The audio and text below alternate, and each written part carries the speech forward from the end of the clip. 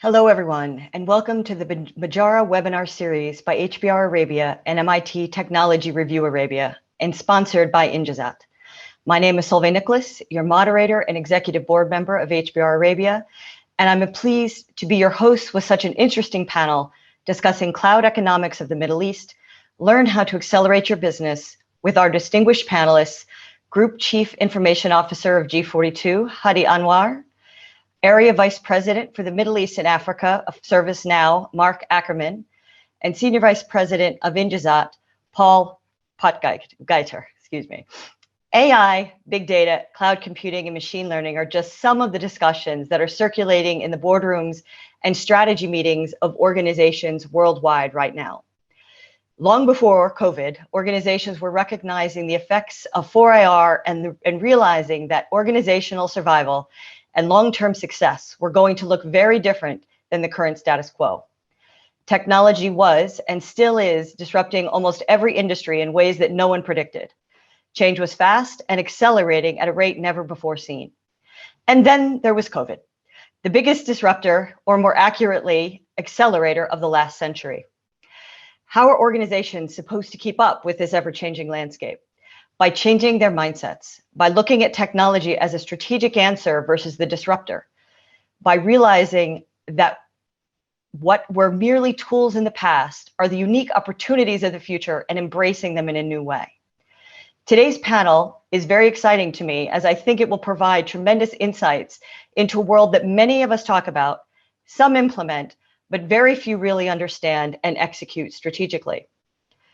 As I mentioned, our panelists today will be discussing cloud economics of the Middle East.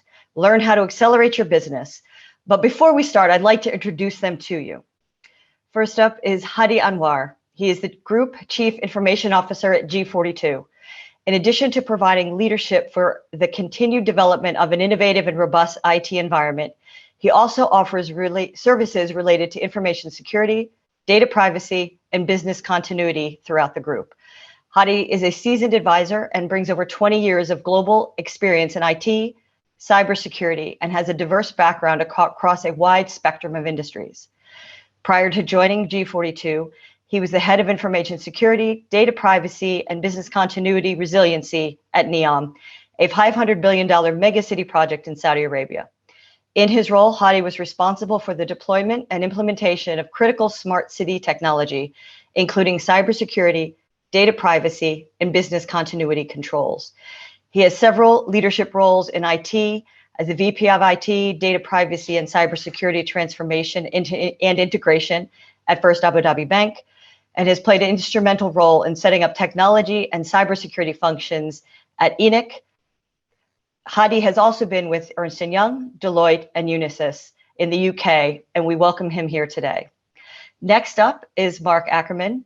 He is appointed the VP at ServiceNow, Area's Vice President for Middle East and Africa, having joined the business in 2015. He's responsible for driving the company's growth and regional expansion and has built a strong regional and international customer base with clients across aviation, banking and finance, transport, retail, and government. Mark has been in the Middle East since 2007 and has strong background in enterprise service management and workflow automation. And finally, Paul Potgieter. He has been shaping business value through technology and symbiotically merges those domains, allowing individuals and organizations to forge forward with confidence and elevating their leadership vision to exponential heights and deliver organizational value across stakeholder value chain. With over 20 years experience in leading multinational technology business and being responsible for growth and expansion strategies across various diverse regions, Paul ignites and unlocks key business levers across financial, operational, technological, and strategic paradigms to accelerate business to success. As Senior Vice President for Injazat, Paul is responsible for how Injazat accelerates in its goal to be relevant and differentiated in a digital era by leveraging cloud. Paul's also the South Africa Business Council Chairman, where he leads the national agenda across trade and commerce between UAE, Africa, by connecting, facilitating, and accelerating business to business and business to government strategies. Welcome, all of you. It's a pleasure to have you here today. Thanks so much. Very much, Solveig. Great to be with you guys.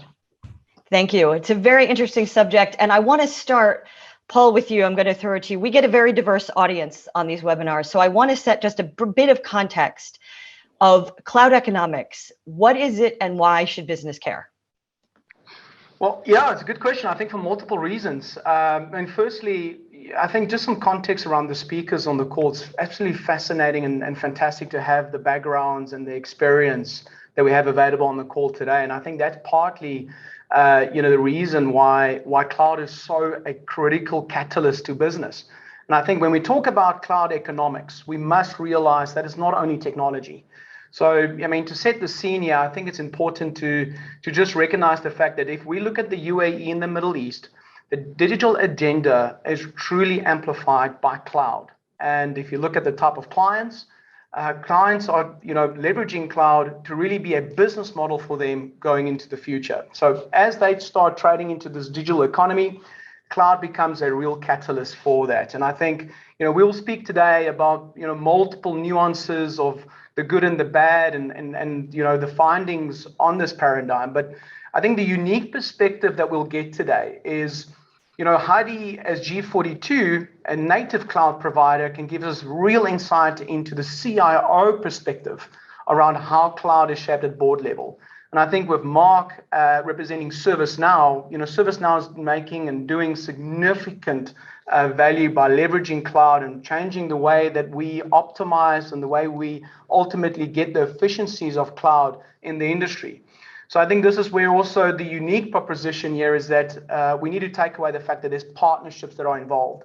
And I think the key value here is that Injazat brings these partnerships together. So when I think about cloud economics, I think there's no simple answer. It's really how businesses can capitalize on the benefits that transcend technology, but truly goes into how businesses can gain and scale and get more productive going forward. So I hope that gives you a sense. It does, absolutely. And to that point, Hadi, I'll throw it over to you based on Mark's comments and say, what is your view of how business is shaping the cloud narrative? So thank you for, first of all, with that kind introduction, Solveig. This is a very interesting question. In my view, and nearly after 15 years in the cloud revolution, it is clear that there's absolutely tremendous value enabled by adopting cloud. I mean, more than $1 trillion just for Fortune 500 companies. So you can imagine the extent of where we can go with this. And almost all of that value comes from business transformation and optimization, rather than simply cost cutting or IT cost reduction. I personally am extremely fortunate enough because I've been on both sides as a customer and a cloud service provider. So looking back over the years, the CIO story has certainly changed. CIOs no longer own and make IT-led business decisions and build their own empires as they were famous for. With the adoption of cloud services and the plethora of ready-to-go, off-the-shelf, SaaS-based solutions available, business leaders are now buying their own cloud services and shifting from a centralized IT to a completely decentralized way of working. CIOs need to shift their focus from holding on to that central IT to investing in understanding business well, which is critical for their success, and also to influence executives and leaders through experience on how technology can bring business transformation and help organizations transform to, let's say, smarter ways of working, deliver products and services faster, being cost effective, being more secure, and by doing so, forging relationships and delivering value. I mean, CIOs these days who fail to do so often are overlooked and then phased out. I mean, we have heard throughout the COVID-19 saga that digital transformation initiatives have been accelerated and CIOs and their teams have been extremely busy over the last 18 months digitalizing business processes. But how does this happen? There's no magic wand to this. Rather, it is coming together of the business leaders and CIOs to enable cloud deployments needed to accelerate the digital strategy of their organization. And lastly, in my view, the biggest benefits accrue to the business from faster time to market, simplified innovation, easier scalability, and reduced risk. I mean, cloud platforms can help deploy new digital customer experiences in days rather than months, and can support analytics that would be uneconomical or simply impossible with traditional technology and platforms. So more companies are starting to see the real benefits of cloud, which has been, as Paul mentioned, a real catalyst for innovation, digital transformation, and thanks to its ability to increase deployment speed and provide unlimited scale. So yeah, I mean, that's how, in my view, the narrative of CIO has changed over the last few years. Well, maybe Hadi, just a minor addition there. You make it sound easy, but just out of interest, how does a CIO like yourself, which I mean, you represent a cloud native business, how do you work with the business leaders within G42? Because they run the business, they expect you to deliver the value that you just spoken about. But how do you see that relationship? So I'll give you an example. For example, if my CHRO wants to go for a cloud-based solution, let's say an SAP-based solution, right? I will support her in getting that done. I will ensure that we do that to ensure that all her requirements are met, rather than saying, nope, I'll do an on-prem solution. I'll take the power and I'll deploy that in my environment. So I need to make sure that as a CIO, I'm giving more power to the business to make those decisions for technology around the organization, and it benefits them in the long run, and they'll partner with IT. Furthermore, if we support them in these initiatives, so it makes all the more sense that we have quick deployment, go to cloud, no on-prem infrastructure required, costs are cut, and no skills as such required to build and maintain and operate that infrastructure, which has been, a big problem for all CIOs in the last, decades. And Hadi, you mentioned delivering value, and I want to throw it to Mark actually, because you at ServiceNow are known for delivering quality-driven insights, digitization, optimization for cloud operations in complex situations, clients and projects. What do you see as the next horizon or success factors in this space? Yeah, thanks, Solveig. And further to Hadi's point as well, I think, not just are we seeing this rapid transformation in the cloud as well, but, the economy currently, globally is on its fastest recovery we've seen in 80 years following the pandemic. So, the enterprise digital transformation market is expected to grow, 3 times of GDP in 2021. So it's really becoming that do or die moment. And we believe, that up to 75% of organizations today will not exist by 2027 if they don't have that digital transformation as an imperative.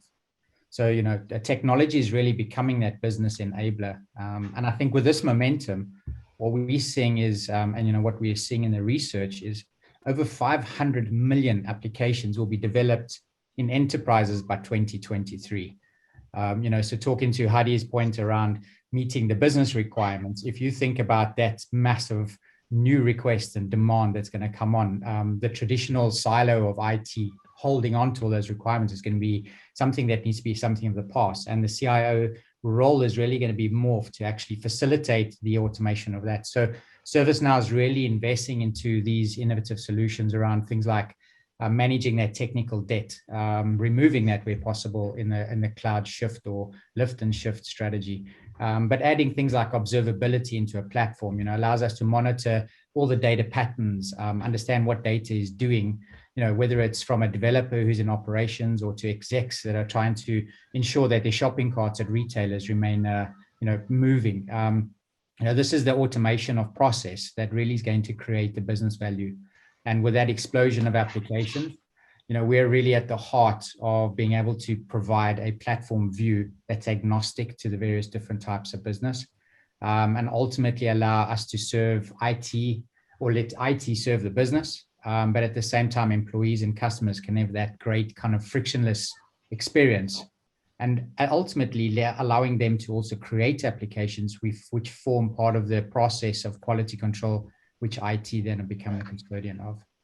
So we believe that companies will need these platforms then that can help digitally transform the enterprise. And the success factor for us really is for ServiceNow to become that control tower of all applications, workflows, and data sites across a hybrid cloud architecture. You mentioned what you're building. Mark, if I could just follow up on what you just said, you mentioned that what you're building is industry or organizationally agnostic, but I'm curious where you're seeing in trends. What are the organization, if in fact 75% of organizations will not exist, the implication there being that ones that do not adapt and adopt platforms and technologies quick enough, what industries do you see as adapting faster, or more importantly, what industries do you see as lagging in this space? Yeah, it's a really good question. I think, banking and finance certainly has been ones that have had to move really, really quickly. We're seeing a lot of process automation taking place in that environment. Certainly fintech, they've been more agile, and the larger banks have taken more time to transform their business, but they're certainly right at the forefront. I would say telecommunications also there. But very surprisingly, we've seen a lot of transformation and digital adoption in the government sector. So we're seeing many customers that are moving to paperless environments, applications for the citizen experience, G2C services, and a lot of investment in that space. So, where traditionally that was a very slow environment, over the pandemic now to zero touch environments, no offices, we've seen government certainly transform very, very quickly. Great, thank you very much. And Paul, let me throw it back to you. Based on your unique perspective in the market, what sort of trends, be it technology or industry, have you seen in the landscape, and how is that evolving? Well, I think it ties into Mark's point. Each business today is rethinking how they want to serve their customers. And that client journey is becoming such a pivotal point of how successful businesses really grow, how they expand, and how they adapt in these times where it's really digital first when it comes to business strategy. I think as Injazat, what we see boards and CIOs do, like Hadi, is they engage a partnership ecosystem to truly co-create that value. So, again, I think we all agree, there's no debate that for businesses today to truly scale and to truly be competitive, they're leveraging technology, and often that technology is underpinned by some sort of cloud. And that cloud, it's not only computational cloud, it's really all the intelligence services that come with the concept and the principles of cloud, maybe analytics, data insights, and so on. But, it's that whole remit that provides immense value to a business. So I think as Injazat, where we have seen success is we really, co-create that technology value that'll help businesses succeed in this digital area.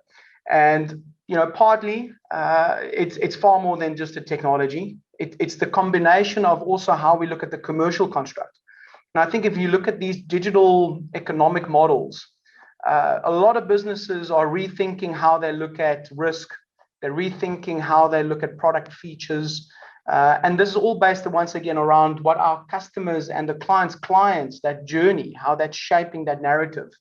So, where for me, Injazat's a bit unique is we're obviously leveraging far more partnerships and venture building, where we are being more aggressive around the risk models and the commercial models, the financial models that help our customers to ultimately trade in this digital economy. And I think there's multiple examples there. If you look in the UAE, cloud native is not that it's not a big surprise to businesses. We've got so many different examples of unicorns and cloud native businesses that's just doing so successfully and doing so well. And I think G42 is a great example. I mean, if you look at what they have done with genomics, the impact they've had in COVID, the way that they've truly helped the UAE to recover. At Hadi, and I'm sure the board would say that they would not be able to do that without cloud. Cloud is such a fundamental part of what they do. So, that's I think it's the big trends. I would summarize it as a big focus on the client journey and understanding that cloud is, once again, one of those levers that they can access as a business to truly accelerate not only the business strategy, but more importantly, the dynamics of how you go to market, how you shape products, and ultimately how you scale and how you expand. And you led beautifully because, Hadi, one of the things, you are a native cloud supplier. You have, that you're fundamentally already embedded in that world, both as an organization, as the products you provide. But I'm curious if you can indicate for organizations that are not concerned about making the transition. Paul just used the word, co-creation of value in the experience of making that transition. Do you frequently find that organizations wait too long, try to do too much before they arrive? What kind of value can they get from engaging earlier, or should they be engaging earlier with other organizations to try to make that transition? Absolutely. And I think we are at a stage where the cloud technology is not something new, as Paul mentioned, right? It's been there for nearly a decade now. And it's about time where people start utilizing it and understanding the benefits which it's offering. I mean, companies in every industry can capture substantial value from cloud, but that value isn't distributed evenly, right? There's high-tech industry, there's oil and gas, there's retail, there's fintech, as Mark mentioned. These are the industries which are positioned to generate the most value. And cloud has certainly evolved over the last few years. I mean, organizations all over the world are jumping on the cloud journey and digital transformation agenda. And this is absolutely crucial for many to remain competitive. I mean, if you don't take the leap, you will be left behind. And the benefits of cloud are far-reaching and can be significant. It saves money, it can accelerate delivery and innovation, ultimately speed to market, and a cost-effective operation.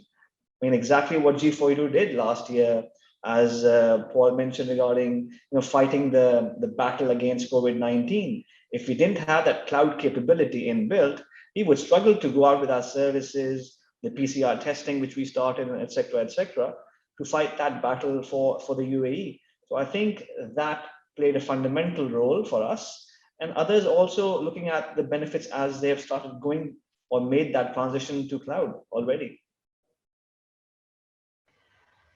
And Mark, it makes me think, Hadi mentioned this is not a new industry. This is not a new product line, but many organizations still are trying to sort their way through the adoption. So we've got the early adopters and the native group, and then we've got some later adopters. But I'm curious, with all sorts of trends like this, there are frequently sub-level trends, things that are offshoots of this industry that maybe weren't expected or are emerging now. And I'm curious, from your perspective, what might some of those sub-level trends be, and how are they creating greater value for organizations like yourselves and the organizations that you're helping to adopt the cloud platforms? Yeah, thanks for that. Yeah, I think that it goes without saying, and as Hadi mentioned, the cloud being around for 10 plus years, it's almost becoming a discussion that's, a few years ago, be a debate around whether it's cloud or not. And now it's just an imperative as part of the digital transformation. But what we're seeing, I think, as some of the biggest trends, within this new world is the new world of hybrid work. So I think there's been a lot of discussion around the organizations about who goes back to work and who doesn't. I mean, Hadi and I were just sharing notes on having different offices and making sure the workplace is safe for return. So we are seeing this hybrid work as a big trend now, great value in helping organizations and economies get back to work. So this trend for us, I mean, ServiceNow in the last 2 years has doubled the features and functionality of the Now platform to manage larger, more complex workflows, and more specifically, this new world of hybrid work. If we look at what we're doing around workplace service delivery, it's around creating that single system of interaction for an employee to go to one place to get all the services in an organization. So that trend is really helping people to works in a safer environment, a lot smoother with multi-channel mobile enabled solutions, right? So they can then automate requests, they can make reservations for seats, schedule cleaning and vaccination, if that may be, right through to navigating offices. So if you look at one of our recent acquisitions, we just made an acquisition called Mapwise, and this is really to help map all of the indoor capabilities for an employee down to reserving seats, space management, and so on. So we're going to consistently invest and continue to double down in this theme that we're seeing, which is that new hybrid way of work, and being able to ensure that, post-pandemic, we are able to help all these organizations to really transform their business to that digital workplace. Yeah, maybe Mark, if I could just a minor follow-up there, it would be good to get your view on some of the technology challenges, because it seems like, we've spoken about the business narrative where, clients are leveraging cloud technology to be more relevant, to differentiate themselves, and to truly, make the business more efficient, more productive. But we also know from a technology perspective, it's becoming very complex. First of all, just at a very high level, we know that there's no single cloud that can provide everything. So, you have multiple or multi-cloud architectures. And the other big component is our customers ultimately want to share and tap into the best services that are applicable for their business. So what happens is it becomes a very meshed and a very complex technology environment to ultimately manage and operate and ensure that the business continues to get that business value of data insights. Is it something that ServiceNow is also, not only investing in, but how do you transcend some of those barriers, especially from a technology perspective, when you think about the value of data to a business? Yeah, Paul, it's a good point. I think Bill McDermott, our CEO, put it best when he said, nobody has to lose in order for us to win. And what he was really meaning by that is there are so many systems of record, as you point out, Paul, in the organization today.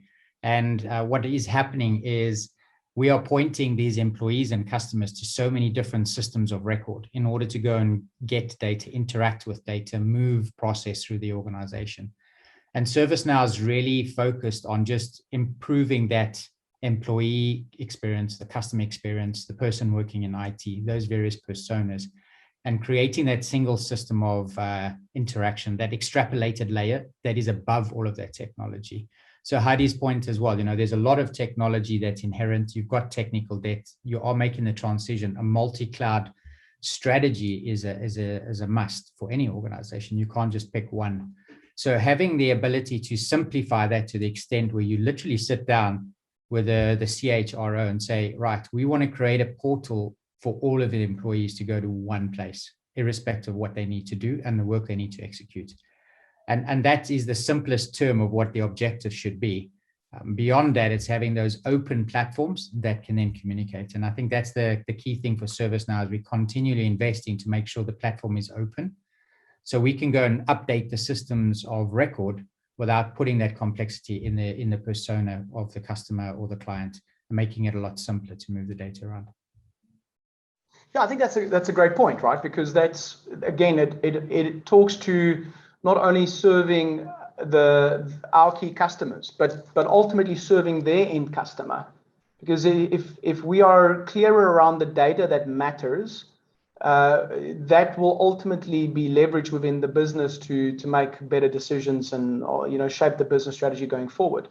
And I think this is where the answer is not a single dimension. It's not that binary. It's a spectrum of how these businesses are leveraging the combination of the great technologies like ServiceNow in combination with board leadership, strong technology leadership, amalgamating that with a strong business strategy, but understanding really where those digital opportunities are to accelerate the digital strategy. So you really need to combine that fabric. And I think that's where partnerships, once again, become such a critical factor to actually do that. Agreed. Yeah. And having those, like I said, those partnerships are necessary to get that end-to-end experience. We've seen a massive improvement on the top and bottom line for customers that are focusing purely on NPS. What's their promoter score with their customers. Improving that can have a massive increase. And what we find is traditionally companies are still looking at customers from a CRM perspective, but not focusing as much, for example, on the middle and back office workflow process. And it's about creating that entire end-to-end experience that will ultimately improve customer satisfaction.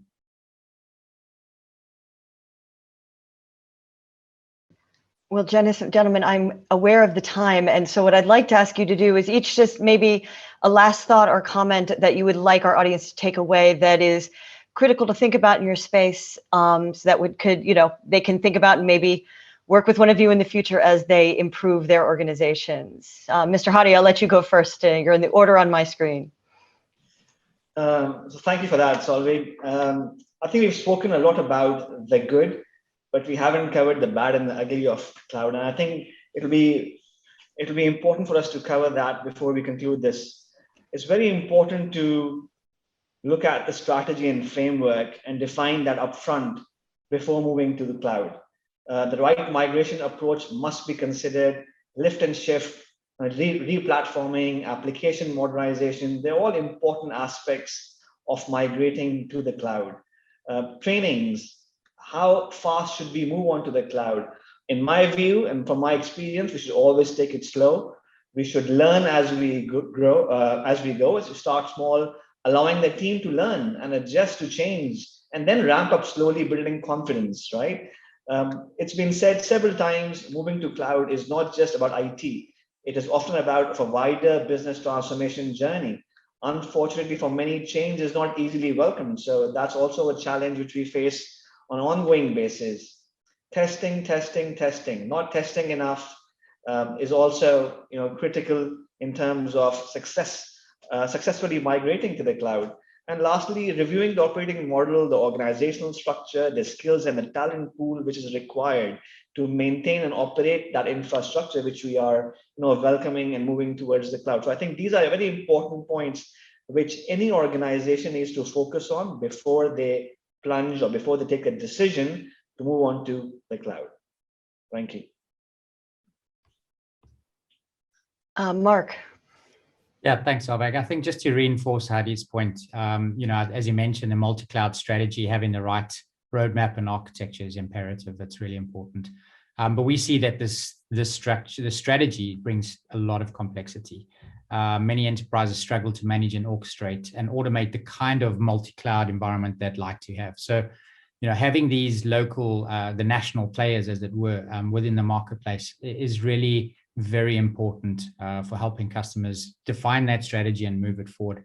And I think maybe to Paul's point earlier, a lot of what the Injazat and G42s are able to do is to really bring that client proximity, that knowledge, that field level knowledge and regional knowledge, and actually create these type of marketplace portals where they're able to leverage those relationships they have on an international local scale to provide more industry-based solutions. And we're seeing that as well. The industries are demanding that, whether you're talking to telco that are starting to look at how do they create a digital twin, through to another organization creating a platform for oil and gas in upstream business. So that type of knowledge is something where ServiceNow is partnering with the national players as well to really help bring that international flavor and industry solution we have and localizing that through a player that understands the market, the data sovereignty and the challenges as well. And Paul, last but not least. Yeah, so I do think all great points, and I'm going to try to add by just saying I think the big other component is trust. As we see how the CIOs and CEOs and the clients are the businesses that we're involved in, as we see how they reflect on seizing or sensing and seizing the digital opportunity. It's a matter of really having that trust partner involved to help across a myriad of value chain benefits. And like we said today, it's a combination of technology. It's a combination of being localized and having the ability to truly shorten that value chain. But I do think the other big component is trust. And here it's a total shift to how these businesses are thinking about the business models that are needed to make them relevant and differentiated in the future. And I think this is where when we talk about trust, it's about how do we risk mitigate the different financial models for these businesses in the future. So you need to combine strong cloud technology, strong technical capability like ServiceNow and other to bring it all together. And if we do that right, people like Hadi, who run big technology businesses and have demanding business owners, will be able to serve them and over exceed on the commitments. Because once again, I think business is really the fundamental outcome that we need to focus on. So it's exciting, and I think it's great to see that CIOs like Hadi is also leading the charge.